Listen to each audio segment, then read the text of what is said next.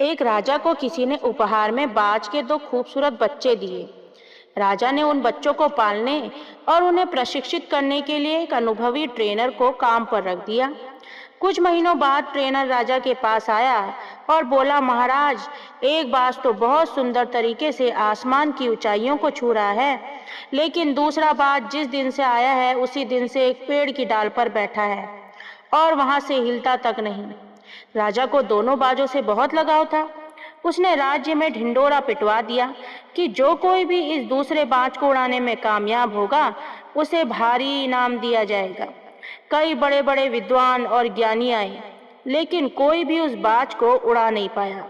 अगले दिन राजा ने देखा कि वह दूसरा बाज भी आसमान में बहुत ऊंचा उड़ रहा था। राजा हैरान रह गया। उसने तुरंत पूछा, यह चमत्कार किसने किया? उसे मेरे सामने पेश करो। सैनिकों ने एक साधारण से किसान को राजा के सामने खड़ा किया। राजा ने पूछा, तुमने ऐसा क्या किया जो बड़े बड़े विद्वान नहीं कर पाए?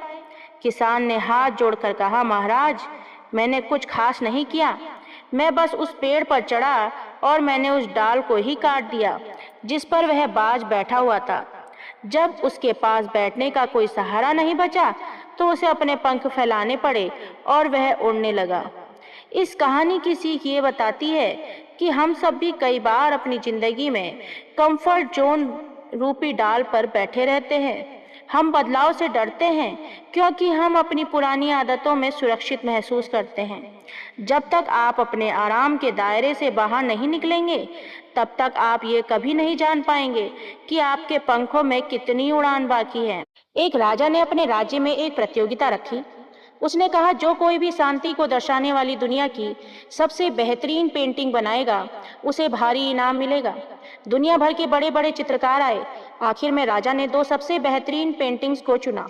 पहली पेंटिंग, इसमें एक बेहद खूबसूरत और शांत झील थी। उसके पीछे साफ नीला आसमान और रुई जैसे सफेद बादल थे। जो भी उसे देखता उसे अंदर से बहुत सुकून महसूस होता। सबने सोचा यही जीतेगी। दूसरी पेंटिंग, इसमें चारों तरफ सूखे और नुकीले पहाड़ थे।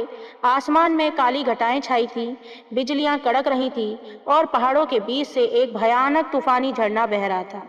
पहली नज़र में यह पेंटिंग बहुत अशांत और डरावनी लग रही थी, लेकिन जब राजा ने दूसरी पेंटिंग को ध्यान से देखा तो उस तूफानी झरने के पीछे एक चट्टान की दरार में एक छोटी सी झाड़ी उगी हुई थी।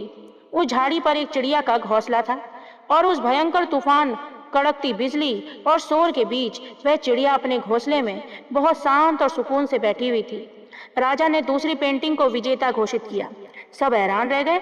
कहानी की सीख ये बताती है कि राजा ने समझाया, शांति का मतलब ये नहीं है कि आप किसी ऐसी जगह पर हों जहाँ कोई शोर ना हो, कोई मुश्किल ना हो। शांति का असली मतलब ये है कि आप हर तरह के शोर, तूफान और मुश्किलों के बीच हो, फिर भी आपके मन के अंदर पूरी शांति और सुकून हो। एक बार एक लड़की अपनी जिंदगी से बहुत परेशान थी। उसने अपने पिता से शिकायत की कि उसकी जिंदगी बहुत मुश्किल हो गई है और वह थक चुकी है। उसके पिता एक शेफ रसोइया थे। वे रसोई में उसे ले गए। उन्होंने 3 बर्तन दिए, तीनों में पानी भरा और उन्हें तेज आंच पर उबलने के लिए रख दिया। पहले बर्तन में उन्होंने कुछ आलू डाले, दूसरे बर्तन में उन्होंने कुछ अंडे डाले और तीसरे बर्तन में उन्होंने कॉफी के दाने डाले। पिता बिना कुछ बोले चुपचाप खड़े रहे। करीब 20 मिनट बाद उन्होंने गैस बंद कर दी। उन्होंने आलू और अंडों को अलग बर्तनों में निकाला और कॉफी को एक कप में छान लिया। उन्होंने अपनी बेटी की तरफ देखा और पूछा, तुम्हें क्या दिख रहा है? बेटी ने कहा, आलू, अंडे और कॉफी। पिता ने कहा, इसे ध्यान से देखो, ये तीनों चीजें एक ही हैं, लेकिन मुश्किल परिस्थिति से ये गुजरे, उबलते पानी से ये गुजरे, लेकिन तीनों का बर्ताव बिल्कुल अलग था। आलू पहले बहुत सख्त और मजबूत था, लेकिन उबलते पानी में जाने के बाद वह बिल्कुल नरम और कमजोर हो गया।